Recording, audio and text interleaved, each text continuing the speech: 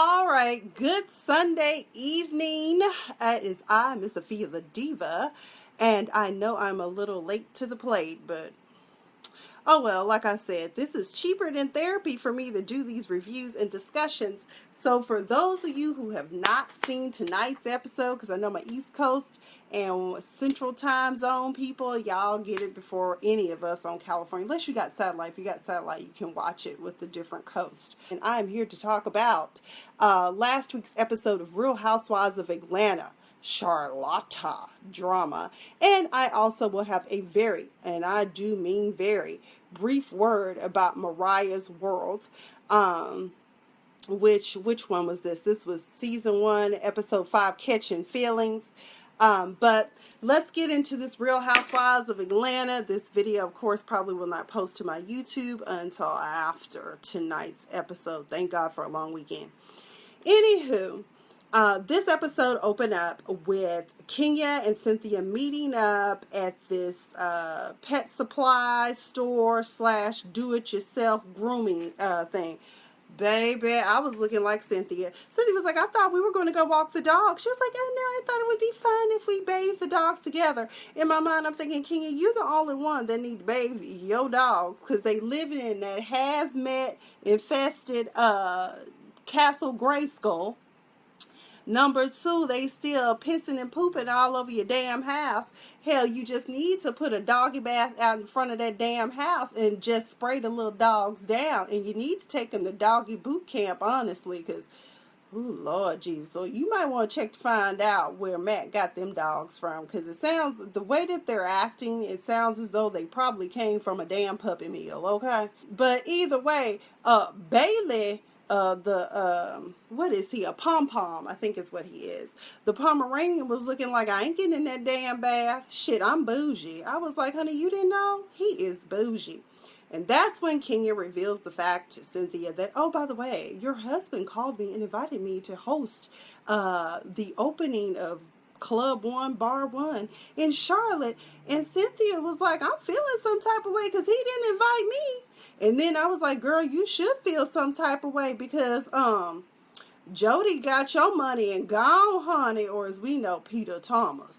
Because he was out shopping with Todd out on the lot for a luxury vehicle, $160,000 vehicle at that. So, yeah, Cynthia, I would be feeling some type of way about, like, I need that hosting fee. Hell, did that come from our joint account? These are questions you should have been asking. But at least Kenya told her. But my thing with Kenya is, okay, you're telling Cynthia, but did you ask her, you know, or tell her, hey, do you have a problem with me taking a job from your soon-to-be ex-husband? I mean, considering the fact that you and Cynthia is supposed to be besties. Okay, comment down below and tell me what you guys thought about Kenya's move to get some money off of Mr. Peter by being a host at his club opening. Let's comment down below and talk about that situation. In general, we really didn't see a lot of action from Kenya and Matt per se, but all the drama ended up happening down in Charlotte, which is why this episode is so titled CHAR-LOTTA Drama. One of the things I could not understand is that the whole Matt social media postings began because, number one, Kenya, you once again tortuously interfered with Matt's right to have fun. Now, you brought this man into the circle like all the other ladies bring their men into the circle, and you expect them to just stop being friends. Now, Peter asked you if it was okay to invite Matt, and you said yes, and then you tried to act like the Lord giveth and the Lord taketh away. You had Peter cancel this man's flight. Now, here he is, done packed his little carry-on bag, getting ready to go to the airport and find out he can't even get on the plane because he don't have a ticket. Kenya, that's foul. Her father seems to be a great relationship counselor. Perhaps Ileana Van Zant could use him on Fix My Life next time she decides to do a segment with men or something. I don't know, I'm just saying. Daddy need to get a coin too. In addition, Kenya, like I said in my post on Twitter, I said I need to see receipts about these text messages that you are claiming that were so threatening.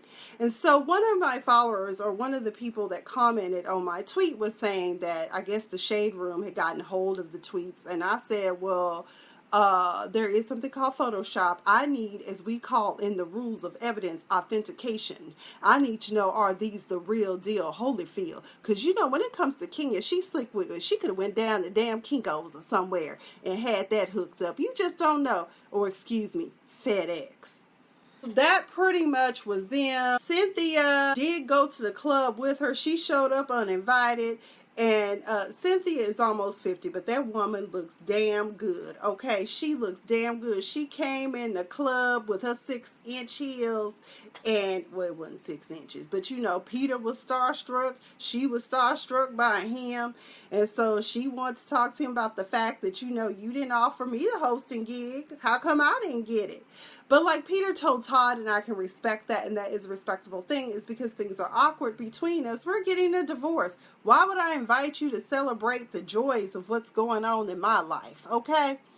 So that pretty much was it. I'm going to come back and talk a little bit more about the drama that did go down in the parking lot with Miss Kenya Moore. But I did want to touch on a few of the lighter tones in this episode, meaning Lord, Sheree and Bob. But let's talk about Sheree in these fashions, okay? So, as you all now know, Sheree has decided that she wants to get into urban fiction. This sounds like a bad thing that's going to go down in Atlanta, honey. Child, this sounds like The Best Man and Harper writing that book based on his college life. She told me, I didn't want to write a tell-all book about my life, so I just wrote it into fiction. I was like, this ain't going to be good. This damn reunion going to be lit, honey, just lit. So either way, Sheree went, I said, is she in her pajamas? What granimals is this she got on her damn outfit? I mean, it just wasn't a cute look. But then again, we saw the samples of She by Sheree. Lord help. Then she decided that she's going to go work out with sweaty ass Bob. Bob be looking like he just be sweating bullets of sweat. But I think we found out what's up with Mr. Bob. Bob said, she was like, he's talking about, well, what you got me here for? Oh, but y'all, did y'all see him trying to get out the car? He was on struggle trying to get out the damn car. But either way, he's talking about, I was just going to try to achieve my weight loss with pills and drinks. I'm like, I bet that shit got that damn speed stuff in it that they told y'all to leave alone a long time ago because it tears a hole in your heart. Bob, you better leave that shit alone. You better keep smoking that weed, okay, and countering it with something else. I don't know what to tell you, but we know why Bob's sweating now. Mystery solved. He popping pills and drinking them damn energy drinks, getting the shakes and shit. Both of them busted their ass during this Ninja Warrior workout. Bob basically done told Sheree he proud of her for this novel, but he gonna need to holler at her and see an advanced copy, as well as he wanted to note that she always starts stuff, but she don't necessarily finish, so he curious to see this novel. I was like, ouch. Meanwhile, Todd and Candy are having a lovely couples moment when Todd has pulled out all his little I'm going to Sunday or to a funeral service suits, honey. And he asked her to help him pick out his suit. When she said the one with the bow tie looked like he was going to be selling bean pies, I was like, damn, that's cold-blooded. But then he got her too. He said, but what about this ponytail? I was like, you mean the ninja ponytail? That shit looked like she could whirl that shit and take out about 5 or 6 people in a fight.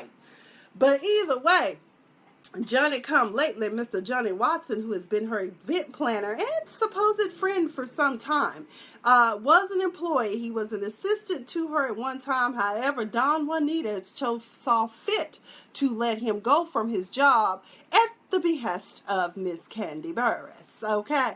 So Johnny posted on Instagram, which to me now at this point, I kind of wonder if that was a little staged, because why would you post something like that on social media, knowing that you all circle in the same circles on social media, letting people know that it's time to separate the real from the fake, and you now know, and you lessons learned, whatever. You done pissed Candy off. And honey, Candy been coming at people, shooting off bullets and touching and agreeing with folk, in the words of Justin J. All this season, do you really want to catch this heat from Miss Candy Burris? And yes, he did. So Candy is hosting a convention for all of her associates for Bedroom Candy. And guess what?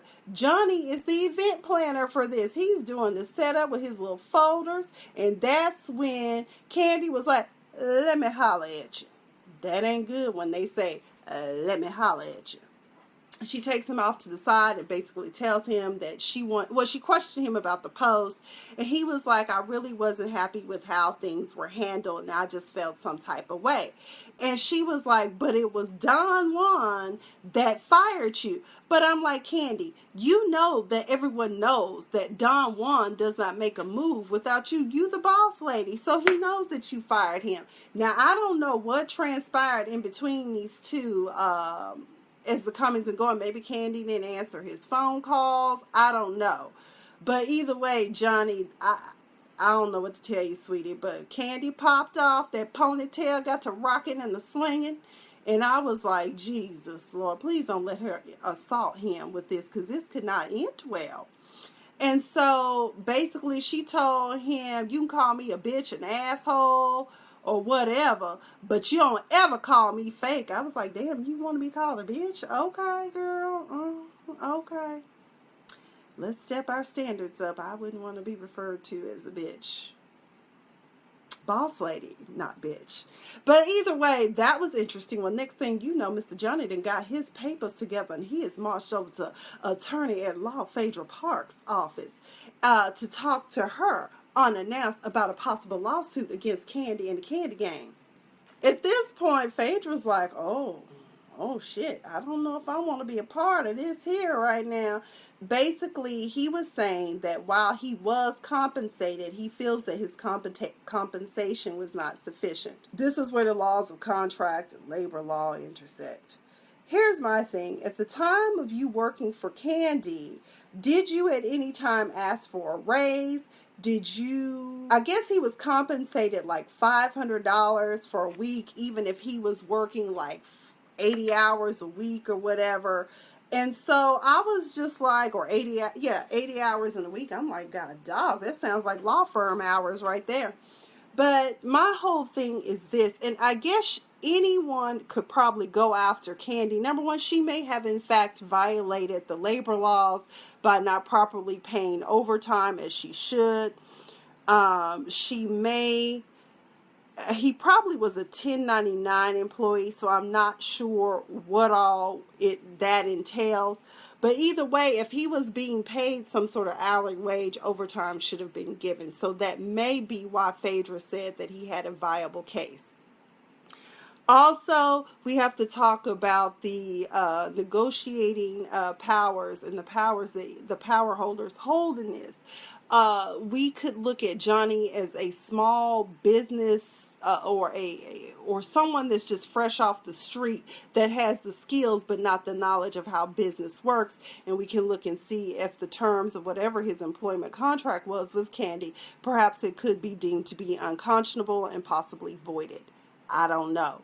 Either way, I hope, here's my thing to anyone, keep a notebook or something of all the activities and times that you do things, so you can account for those times in the event that you do have to sue an employer. That's the best advice I can give you.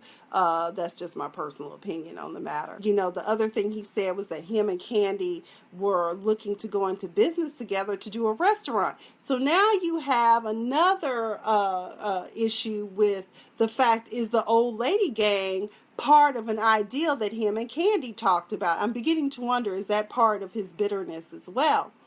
So it's a lot of twists and turns here, so I'd be curious. Now, one of the best things that I think that Phaedra did, and some people were kind of trying to drag Phaedra about it, but I'm like, as someone who's very familiar with the legal community and the codes that we have to operate, a code of ethics, I think that it was a great idea, even if Phaedra did have experience with it, which she said she didn't. Number one, that's a good thing. If you don't have experience with something, even though you may need the money, don't take it if you don't know what the hell you're doing. Why run the risk of losing your law license?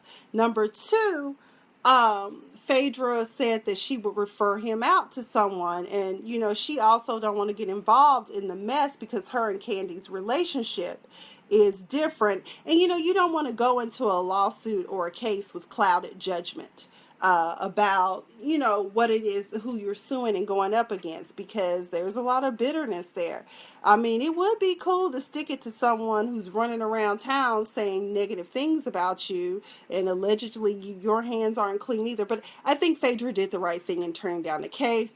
But she had me laughing when she said, "Child, my name ain't Pettywap, and I don't want to get into it with Candy Gang, the factory, the old people, and all these people on the team and in the streets, honey." I said, "I know that's right. I wouldn't either. I would have turned the case down, too, if someone had come to me and asked me about that if I was a licensed attorney." Lord, Portia. So Portia, just like I told her in a previous video, I knew that 45 days was a bit aggressive to be trying to buy a house. So now she having to move back to her mama's house. There ain't nothing wrong with that. Hell, this is 2017. These days, hell, if my parents lived here in California, you think I'd be living on my own? Hell no. I'd be living in a damn garage or back house or something. The price is way too high in California. They need to cut it. Portia is moving back home with her mama, and she doing high school shit. I'm like, you grown enough and you make enough money to where you and Todd, or Todd could have had actually, Todd thought they were going out. Instead, she like, let's be cute and you sneak in and we do it. I was like, this is so childish. She burning sage, and I said, Todd a better man than most, because he would have jumped out. Most men I know would have jumped out the damn bed. She burning sage and waving it around, trying to open up his chakras, and I was like, this shit is crazy. And then she almost burnt down her mama's house with the damn burning of the sage. I was like, next time, here, word of advice, Portia, get a hotel room. Speaking of which, during the conversation with Todd and Candy, Candy did disclose to him about the lunch meeting that she had with Sheree and Portia. And Todd said he was kind of surprised at Portia and that she's knocked the bitch out for more than that. And I was just like, okay. But he said that, and I think that Todd made a good point in the conversation. He said, it seems to me that you ladies are always looking to get into it with one another. So, touche, Todd. I think that was a great point. Now, let me make sure I've covered everything, because I think after this is where I want to talk about the grand finale, honey. What the drama that went down in the parking lot. It's going down in the parking lot. Oh, I thought it was cute when Cynthia walked in the club. Peter was drinking a Moscow Mule, and I was like, shit, get this man another one, because he looked like he about to pass out. He just saw heaven, honey. That's right. Give him something. Serve him something, Miss Cynthia. My friend Felicia said that Portia needs to keep her love life off the show because it never works out and she ends up looking stupid and desperate every time.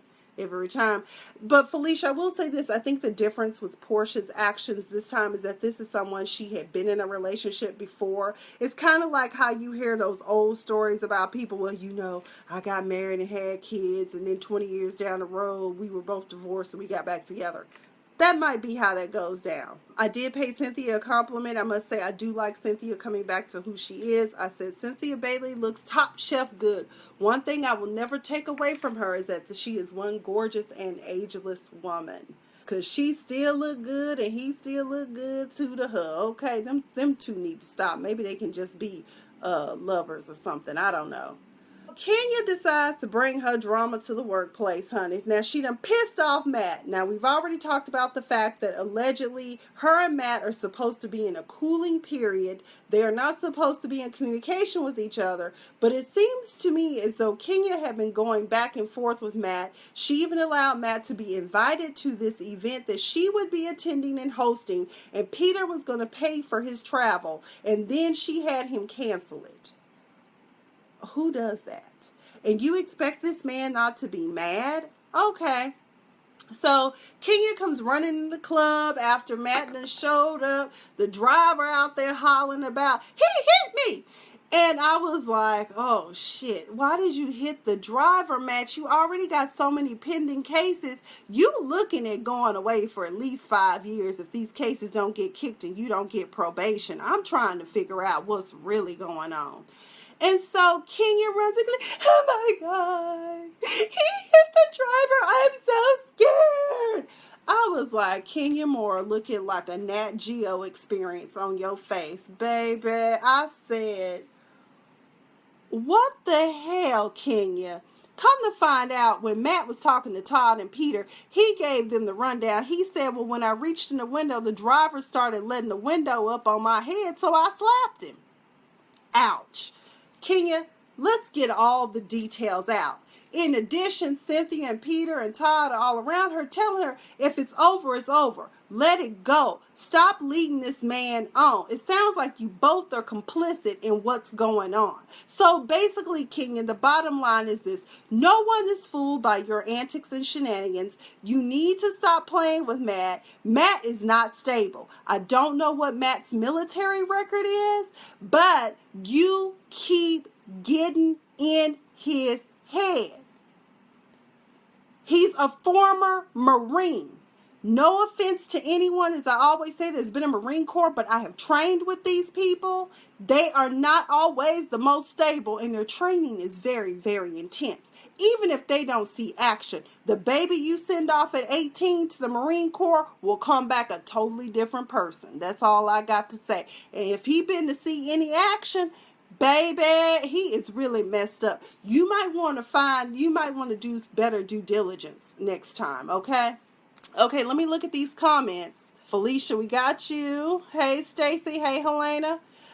Felicia said, Candy need to get rid of that I Dream a Genie ponytail. Girl, I ain't going to even get into that about that with her. Helena says, I'm so over Kenya and her antics, sitting at Phaedra's office crying and going on and such a fake phony. Okay, you're on the, that must be the new episode. So I'll comment on that one tomorrow. Thanks, Diva. Thank you for complimenting on my hair. This one has been reviewed. Felicia theorizes that because Matt is crazy, Kenya gets off on that craziness. I believe it. But she crazy, too. Y'all know she need to be popping some pills, too. We knew she wasn't stable when she lied about her and Walter's relationship. And then how she was trying to get pregnant and all this stuff by Walter. I'm just like, girl, you just need to stop. We tied. Next week, or this week, because I will see it tonight, Marlo Hampton returns, honey. And Marlo has a few choice words for little Nene Jr., a.k.a. Kenya Moore. Basically, from what I found out, Marlo had a conversation with Sheree, and we learned that Kenya was having a birthday party for herself and had inquired to Marlo about what it is that she would do for her birthday. And Marlo told her, of course, you should have flowers and balloons or something. And then she goes on Instagram and was not invited to the party, but guess who was? Nene. And so that's why I think that Marlo stepped to her in the previews we see, and she tells her, you are fake. You are nothing more than a Nene Jr. Because everybody else was at the party except for her. And I don't blame Marlo. I'm serious. I know Marlo has an interesting past, but I like Marlo. I do, and I really wish that Bravo would just let her on. I mean, just pat her down and make sure she ain't got no weapons or sharp objects on her. She'll be all right. So, in addition to that, I'm trying to figure out about Kenya and Cynthia asking for shelter from Miss Candy Burris. What the hell, y'all home? Wait a minute, Cynthia talking about she homeless, and Kenya's scared she want to hide out at Candy's house from Matt. What the hell? So, Candy was looking like, girl, I don't know what to tell y'all, but either way. Also, in the other previews, I saw that apparently during the radio show or invites or whatever, Cynthia, I guess for Phaedra's fundraiser, Phaedra had told the girls some amount, but then she raised it to like 50% of the proceeds of their sales should go towards the camp that she's doing for the children affected by the Flint water crisis. And then on top of that, once again, I just want to clarify, people, there will not be children at the fundraiser while Candy is selling bedroom candy. Damn, y'all know they ain't gonna sell no toys like that around the little kids. Why y'all keep asking that? But I think that's all I've got regarding this episode. I will do better, of course, this week, because guess what? We got an extended weekend for those of us who work the traditional corporate work schedule. I'm trying to figure out why they homeless, but I bet with Cynthia, she probably has closed. She probably still has to go through escrow. I'm not sure what happened. Apparently, Matt done tore up Kenya's house again, and they did a close-up on that. But, y'all, I think I saw blood, so Matt is crazy. But I think that Kenya is his trigger point. Let's see, Helena, what you say? Oh, you don't care for Marlo, but she is right about Kenya. Yep. Because Kenya, when Nene came back last season, you saw how she choked up because she was like, I'm the queen of Atlanta, boo, in the words of Miss Juicy. Shaking my damn head, that has to be for the show. Doesn't Cynthia have family she can stay with? I don't know, because, you know, every time that her family comes, remember her sister had to live with her at one time, and I think her mom still lives in Alabama. So I don't know. Okay, so I just realized that I totally forgot to comment on one aspect of Real Housewives of Atlanta. And that was the very end when Peter and Cynthia were all alone out on the parking lot of Club One. And Peter goes, you know, I live just 3 minutes away from here. And Cynthia was like, that's awkward, I'll pass. Plus, I'm afraid if I sleep with your ass, I might wake up and my ATM card might be missing. That's what I was thinking, Cynthia was thinking. But anyways, that's all I've got for sure now. But either way, this is going to be a very brief word on Mariah's world. We now know, after this episode of Catching Feelings, Mariah, how you lost a billionaire. How you gonna go from filet mignon to flank steak? Okay, now Tanaka do look good. He got a good body and he got all the right moves. But, honey, we now know how you lost your man. Mariah, I don't know. That seems to be who she's with in the tabloids these days. So there's not a lot. This episode was catching feelings. Tanaka and caught feelings again for Mariah. Mariah's flirting with him out in the open. Her manager Stella has a problem with it. Quite frankly, I think the only reason Stella really has a problem with it because ain't nobody looking at her angry looking self. I was like, girl, you got a permanent scowl on your face. Ain't nobody checking for that. Maybe if you were nice, maybe somebody would check for you. Maybe one of the dancers would try to get up on you. Mariah said that her fans are like family. I tweeted to Mariah, can you help a sister out with about $250,000 since we like family? I went to law school. I got student loan debts. Can you help a diva out? I'm a fan. Even if you did mess up on rockin' Dick Clark New Year's Eve, may he rest in peace. But either way, let's see what else. I don't think there was anything else. Oh, she said she needs to spend more time with her dancers. That was a mistake. Them beds they got in that damn Airbnb look hard as hell. I want to say that to Christoph, her makeup artist, Bianca Storm's makeup was everything in this episode. Tanaka broke his leg, so that was a better way for him, or twisted his knee or whatever. I don't know, he damaged something and couldn't dance for a couple of weeks, and Stella was trying to get him fired, and Mariah said he gets to stay. And I thought that was kind of nice, but I also think it was ulterior motives as well. I think that's pretty much, there wasn't a lot with this episode. Yep, that's pretty much all I got. Okay, Samantha, let's see, with his billions, he might have had a spy running back and telling him about her flirting with her dancers. I'm glad her fiance broke things off before this show came out, because then he would have looked a fool. Either way, Mariah Carey, I don't know what's going on, but girl, I mean, we all may, if you happiness over money, okay, By the way, Mr. Packer, I'm not per se single, but I mean, if you want to donate to the Diva Need to Get Out of Student Loan Debt, Hell, and Tax Debt, I will graciously take some money. You could pay for my bar exam, too. I could totally become your attorney. That would be awesome. But that's all I've got. And yes, Sam, I am glad that he broke it off with her, because he would have looked a fool. But, you know, then again, maybe that's Mariah's nature. I don't know if she's always been a flirt. I really don't know. But she look a hot ass mess though. But Bianca Storm's makeup was everything. But that's all I've got. Y'all have a great evening. Good night.